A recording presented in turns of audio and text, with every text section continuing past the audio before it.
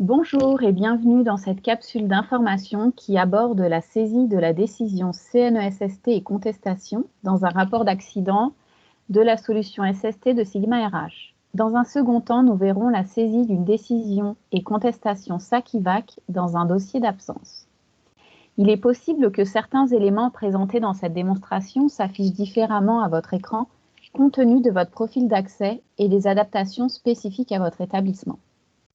Les informations relatives à la décision CNESST et contestation se renseignent à partir d'un rapport d'accident en suivi de dossier.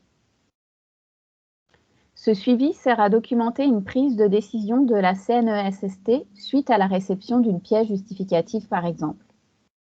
Le premier champ qui apparaît est un champ date qui se renseigne par défaut à la date du jour. Par la suite, la fenêtre flottante décision CNESST présente deux champs dates permettant de saisir la date de la décision prise par la CNESST, qui est un champ obligatoire, et la date à laquelle vous recevez la décision.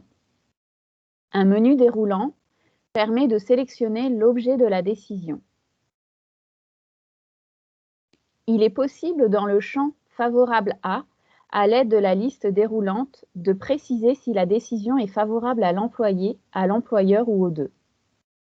Les champs détails et commentaires sur la décision vous permettent d'inscrire toute autre information pertinente sur cette décision. La section contestation permet quant à elle d'indiquer les informations relatives à la contestation. Le champ date limite pour contester est automatiquement renseigné et se calcule par rapport à la date de réception de la décision précédemment indiquée. Vous pouvez sélectionner si la décision est à contester ou non à l'aide du menu déroulant. Dans l'éventualité où il y a contestation, il est possible d'indiquer dans le champ texte les raisons de la contestation. Une nouvelle fenêtre flottante intitulée « Contestation en révision administrative DRA » apparaîtra également pour y préciser les informations importantes telles que l'objet de la date de la contestation, par qui la révision est demandée, les motifs invoqués, ainsi que le désistement s'il y a lieu. La décision de la DRA peut également être documentée. En cas de contestation, sélectionnez oui dans le champ « La DRA est contestée ». Suite à quoi, les fenêtres flottantes « Conciliation » et « Contestation au tribunal administratif du travail » s'afficheront. Comme les fenêtres flottantes précédentes, celles-ci sont utiles pour détailler la suite du processus de contestation auprès de ces instances et les décisions qui en découlent. Une fois votre saisie terminée, cliquez sur le bouton « Enregistrer » pour retourner à l'écran précédent. Nous allons maintenant voir le suivi de dossier « Décision et contestation SAC-IVAC » dans le dossier d'absence d'un employé. Il suffit pour cela de rechercher l'employé et de sélectionner l'événement d'absence pour lequel vous souhaitez appliquer ce suivi.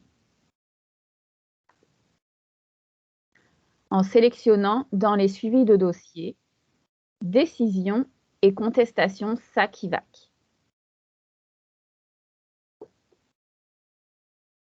À l'ouverture de l'écran, un champ date se met par défaut à la date du jour. Différents champs sont proposés pour documenter la décision et la contestation de l'employé s'il y a lieu au sujet de son dossier SAC-IVAC. En fonction des informations que vous aurez entrées, différentes instructions pourraient s'afficher dans le champ « Instructions à l'utilisateur » afin de vous guider vers les prochaines étapes à envisager dans le traitement de votre dossier. Enfin, pour sauvegarder, cliquez sur le bouton « Enregistrer ».